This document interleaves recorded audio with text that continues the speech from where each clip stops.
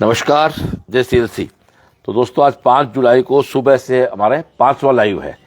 तो अभी हम लोग जिस गांव में बैठे हैं, मेरे पास बैठा रवि मीणा, जो इस साल 2025 सिलेक्ट हुआ है, जिसकी ओवरऑल रैंक 54,209 है, एसटी में 302 रैंक है। आओ इस बच्चे की पूरी बात करते हैं। रवि मीणा है, पिताजी आपके नाथुलाल जी हैं जो नेपाल रहते हैं, दादाजी शिवनारायण जी हैं, वो दुनिया में भी है नहीं, और चाचा सीताराम जी हैं। तो ये संयुक्त परिवार है, साथ ही रहते हैं। ये गांव है प्रतापपुरा। हम लोग अभी टोंक से जयपुर जो रोड जाती है हाईवे, उस पर निवाई एक जगह है, निवाई से अंदर, निवाई से आगे चले थोड़ा तो कहां से मुड़े अपन? गुनसी से अंदर आए हैं। गुनसी से 15 किलोमीटर करीब अंदर है पीपलू विधानसभा आपकी, और टोंक आपका जिला है। इस गांव में टोटल 4 बच्चे मेडिकल में हैं, जिसमें एक बच्चा विकास नाम का पहले सिलेक्ट है सीएलसी से, दूसरा हमारा रवि मीणा सिलेक्ट है। तो 4 में से 50% सिलेक्शन अकेले इस गांव को सीएलसी ने दे रखे। रवि ने 10th पास किया 70% से, 11th 12th स्कूल से किया 61% से। फिर 2023 में 12वीं पास करके सीएलसी गया। इसकी पहले साल 6 लाख रैंक आई और ये हुक्माराम के हॉस्टल में रहा। हुक्माराम हमारा एक बहुत ही मजबूत सीएलसी का एक जुड़ा हुआ साथी है। जिस लड़के निशांत मीणा की एसटीएम फर्स्ट रैंक आई है, वो इसी हॉस्टल में था, जिसकी बात भी रवि करेगा।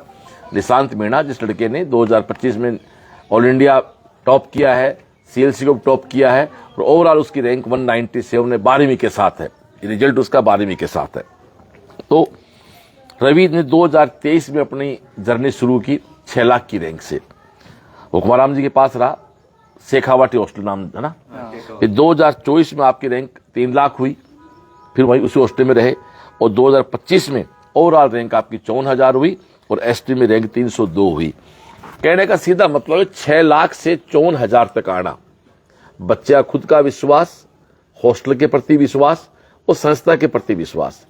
मैं यहाँ सीकर में जो प्राइवेट हॉस्टल चलाते हैं, साथ में कहना चाहता हूँ कि दोस्तों, यदि ढंग से बच्चे केयर की जाए तो एक बार हॉस्टल भरने के बाद दोबारा हॉस्टल के लिए बच्चों की जरूरत, मतलब किसी को कहने की आवश्यकता नहीं पड़नी चाहिए। हुक्माराम है, ये बहुत सारे लोग ऐसे हैं जो हॉस्टल चलाते हैं, वो बच्चों की पूरी ढंग से केयर करते हैं, रिजल्ट भी निकालते हैं, और आराम से वही पेरेंट्स उनके पास बच्चे भेज देते हैं।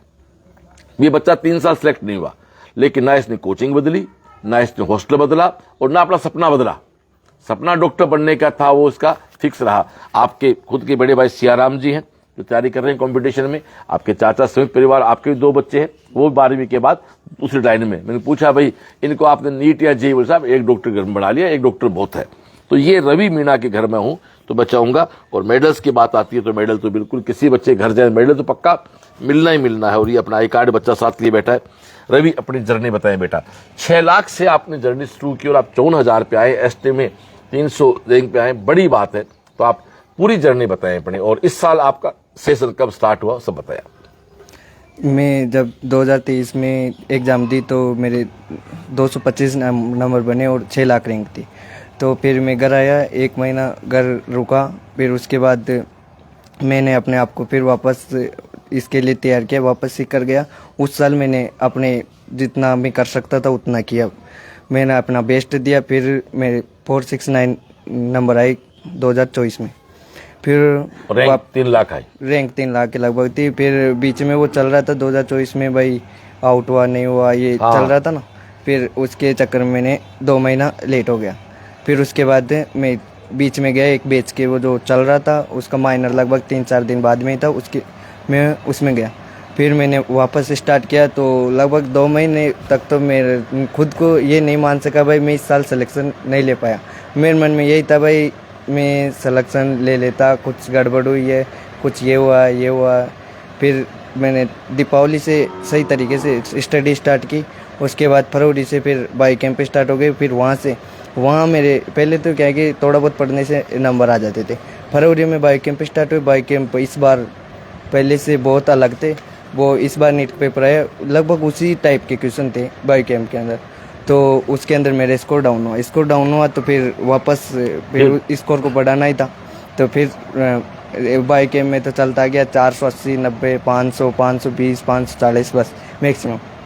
उसके बाद फिर वो दंगल स्टार्ट हुए। दंगल में स्कोर ऑटोमेटिक बढ़ गया, क्योंकि सर ने बॉस ने बोला था भाई आप बाई कैंप अच्छे से दो, उसके बाद सिलेबस कवर हो जाएगा, उसके से DTS में इसका आपको बहुत फ़ायदा मिलेगा।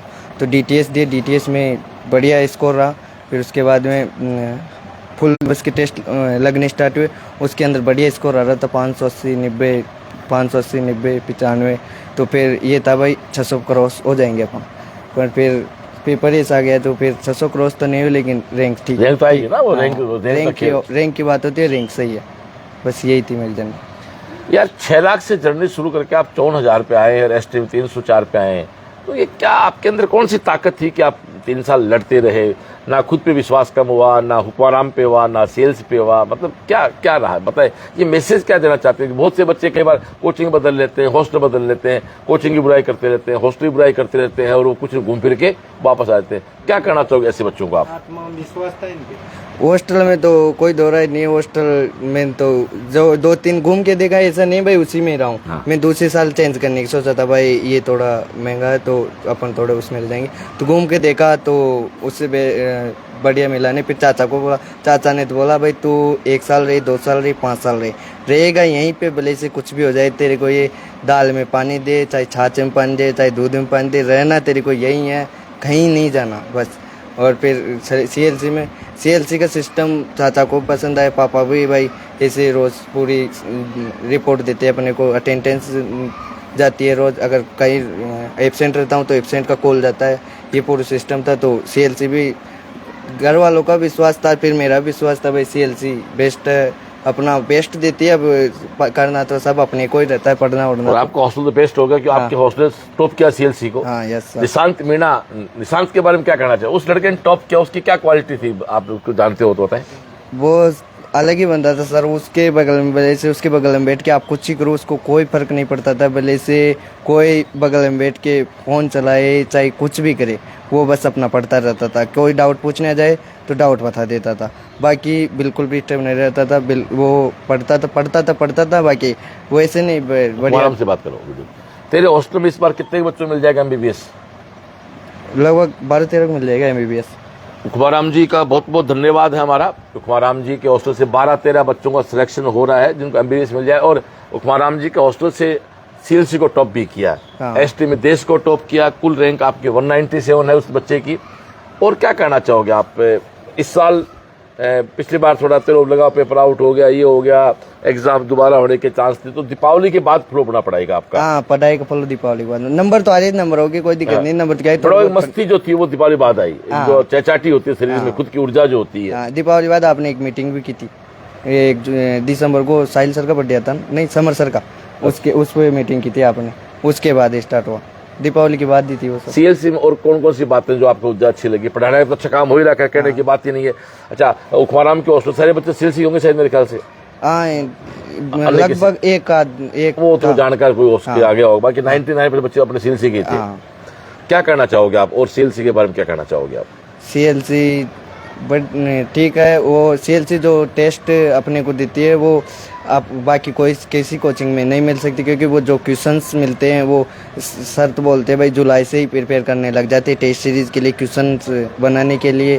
फिर माइनर क्वेश्चन, ये क्वेश्चंस अपने को इतने दे देती है कि बाहर कोई क्वेश्चन जाने की कोई चांस नहीं रहती। ये सर। और CLC में कैंप रहते थे?